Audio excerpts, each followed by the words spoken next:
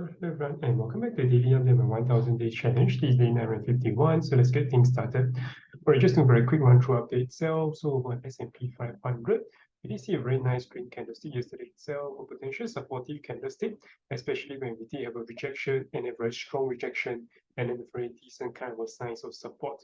So hopefully we can open above the high of yesterday itself. That will mark a very clear momentum shift back towards a more kind of a bullish sentiment, but otherwise tentatively is slightly more likely to consolidate or even towards a further downside in that sense. All right, moving in terms of Nasdaq wise, same thing, even though we did see supportive candlestick itself, but bearing in mind that we have to open higher than here in order to be a much more clearer and a likelihood that we'll be have a much greater upside in that sense, because it's much less likely that we can open higher and then actually go towards downside. Not to say that's impossible, but just to say the likelihood is less in that sense.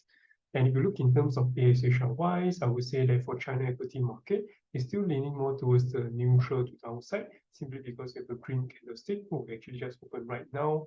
And I did mention in the chart wise, I still lean towards further downside, simply because this green, even though candlestick is green itself, is in no way supportive or showing signs of strength.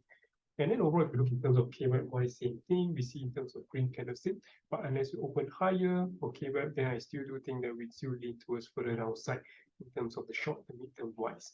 And hopefully we do see a potential double bottom. If we want to see a double bottom wise, we definitely do want a very strong pierce towards the downside with a very strong bounce close on the very same day in order to mark a clear confirmation sign. And then finally, for Bitcoin itself, or crypto market in general, so looking at Bitcoin in particular, I did enter a long setup over here. The buy limit order was actually triggered just now right at the edge, simply because this is potentially a good zone itself, simply because I see it was previously resisted, acted as support, and this is the very second time it acted.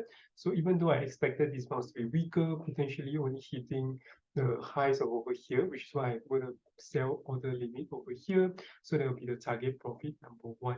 So depending on how strong we actually get to that, I may potentially take full profit over here, and then along the way, I may potentially move my stop loss up.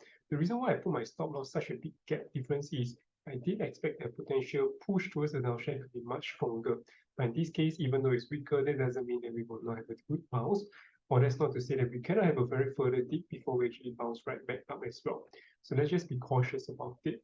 All right, with that said, I've come to the end of today. If you guys have any questions, feel free to drop by your comments below. And I'll see you guys tomorrow. Take care. Bye-bye.